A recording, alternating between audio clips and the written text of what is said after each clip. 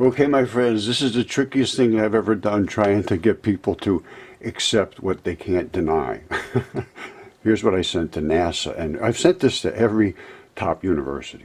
That has Google Earth can come up and look at this gigantic dragon that attacked the gigantic fish that is right underneath, which is that gigantic fish right there. Now, this is in the Sahara Desert, and this is in Morocco. This is a dragon, and that is his dragon-scaled throat. Now, these are... No, there's no sense in going any further with this, because I sent this to everybody. Now, if people are asking me, what can they do to help? The only thing you can do to help is to send this video. It's called Questions for NASA as Requested.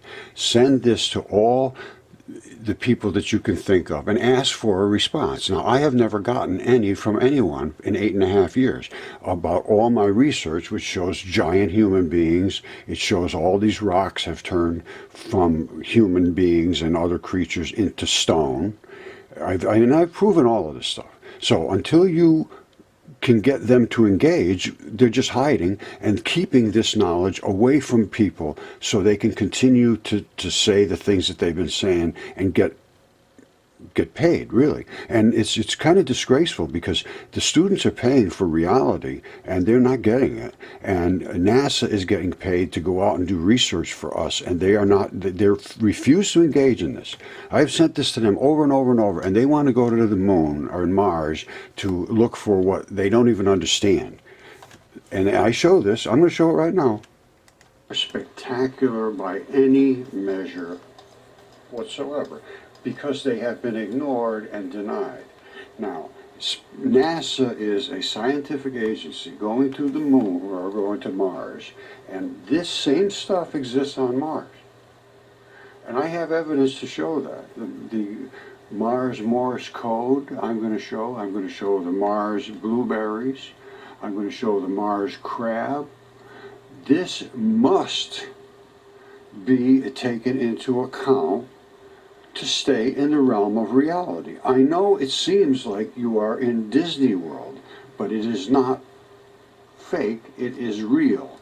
If you have Google Earth, you can verify this. Now, I contacted all of the people at NASA. Well, let's just go a little further, I'll show you. All right, what I did was I came up here, as you should. NASA Science, share the science. Let's share it. These are all their emails of all these people and all their expertise. And I sent them this information. These are Mars blueberries. You see those? That's what's called intercision balls. And here's what intercision is. All right? See this fluid-filled space? And then collagen, and then you got these little balls. The little balls are the anchors. Everything else can goo back and forth and move and so forth. And once it eroded, it all turns into literally mud. And the balls stay. And that is what those blueberries are. And on Earth, they're like this. That's the mud that erodes away. That would have been the skin and the gooey and the fluid-filled bags and the collagen. And these are the anchors. This is a gigantic creature. This is part of the same creature. This is from skin. There was a layer of skin up here, and the basement layer of skin is below, and this was the mobile part of your flesh. It moves around. Now, let's go up a little further, and we go to the Mars crab. Mars crab. Now, this is an artery, and that is a vein. And this is the tissue. See, it's down here, it's way down in here. All right? So, we know, well, I know this for a fact, there's no question whatsoever. And this is the runoff of the fleshy tissues, the bloody part. That's why it's all red and fleshy. Now, that is the Morse crab. Then we have these walls on Earth. And these walls on Earth were made by some creatures that had high-tech equipment.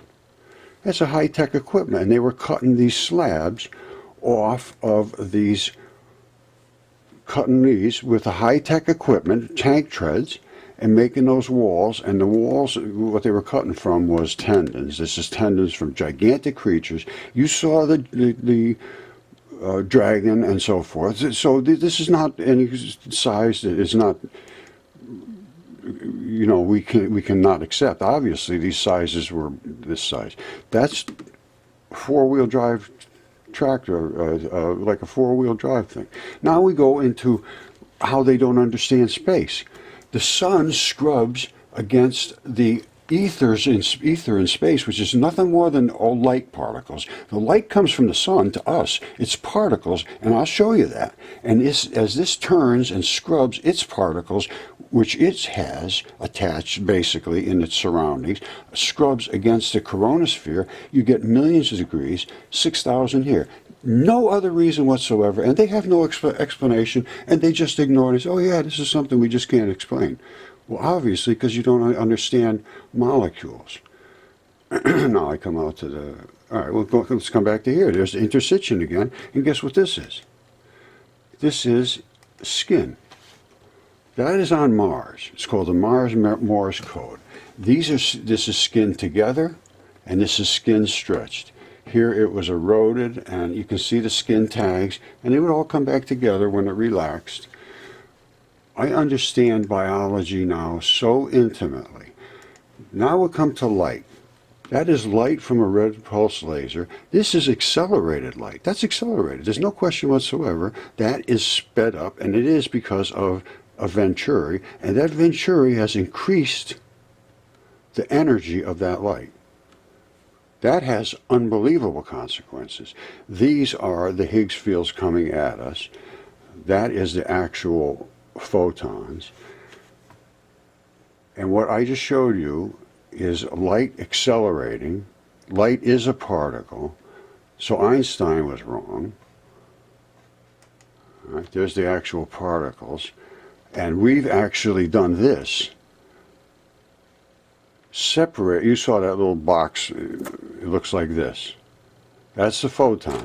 We've actually exploded them and separated the boson, which is the weak force, from the fermion, which is the strong force, the black and the white. The black rolls away like it's just dead.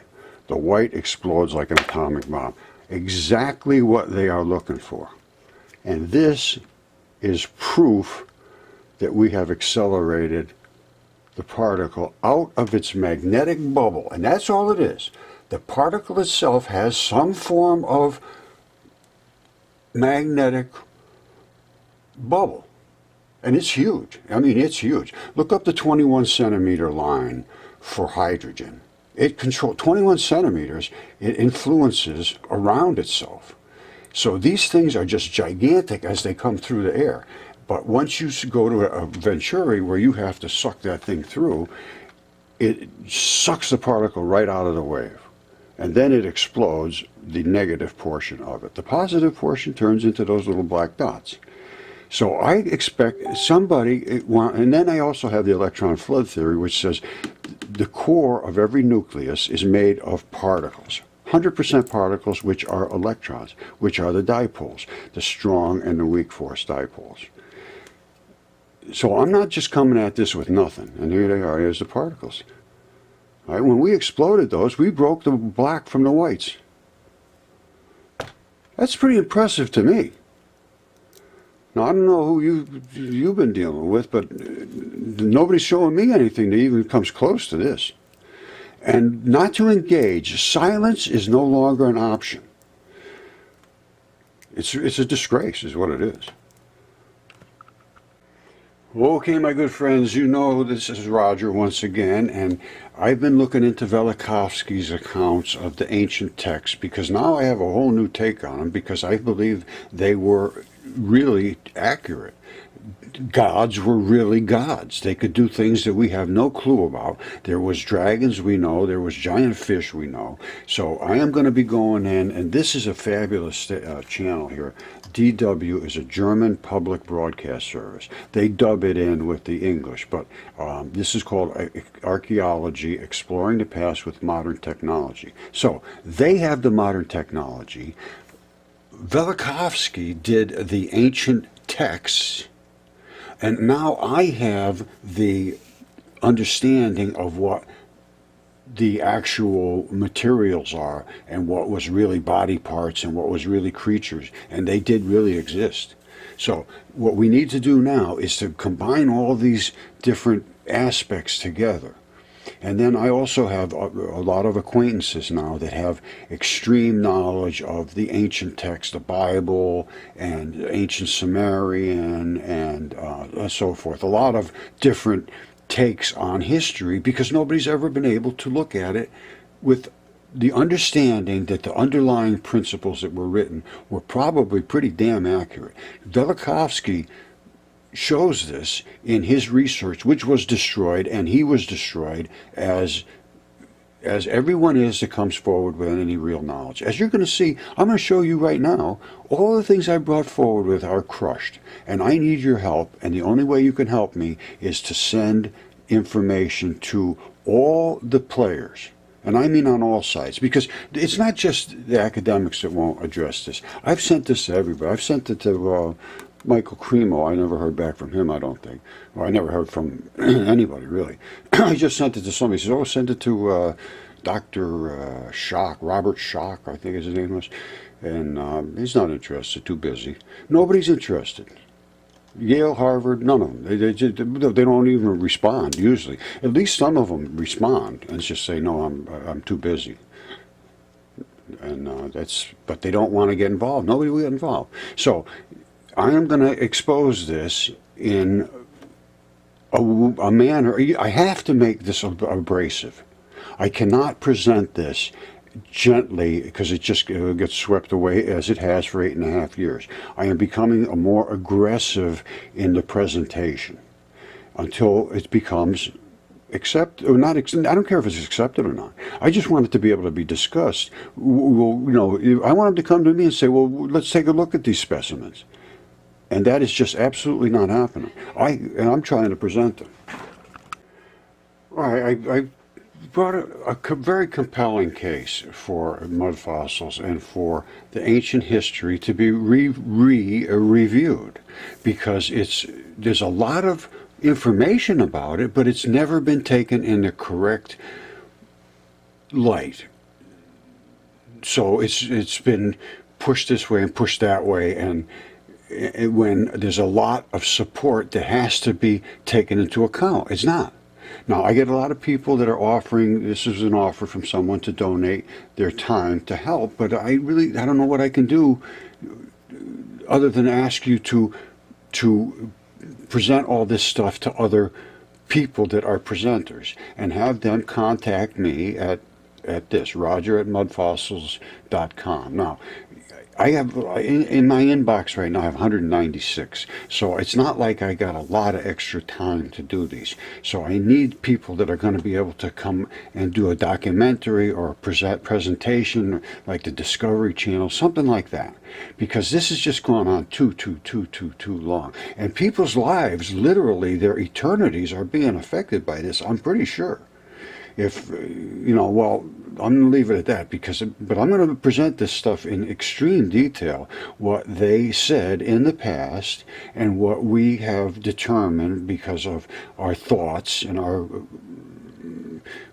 concept of what these things were silly. And now, with this new information, we have to really review it. There's no other way, absolutely no way that you can make a tweak here and a tweak there. When you see a giant dragon and a giant fish in the desert, and you see all the same stuff on Mars, and I'm going to tell you right now, there's a lot of moons that are tendon balls. No question whatsoever. You look up Iapetus. It's just got a ridge right around it, and I know that ridge because I've seen it in the tendon balls. I know it, and it's got a circle. Like they say, oh, it's an impact. No, it's not. It's where the stem broke off of the tendon ball. The same ones that are all over Mars, they call them the Mars Morse code, and the same ones that are on Earth, they call them the Moki marbles. So it's time to take this into the reality zone, and I'm perfectly willing. I don't want anything. I don't want anything whatsoever. I have already gotten what I need out of this. But my job is to make sure that everybody else understands reality. That's all I'm here for. I couldn't care less about the rest of it. All right, so get a hold of me, and then I will just give you my information and go from there. But people need to see this. It's pretty important.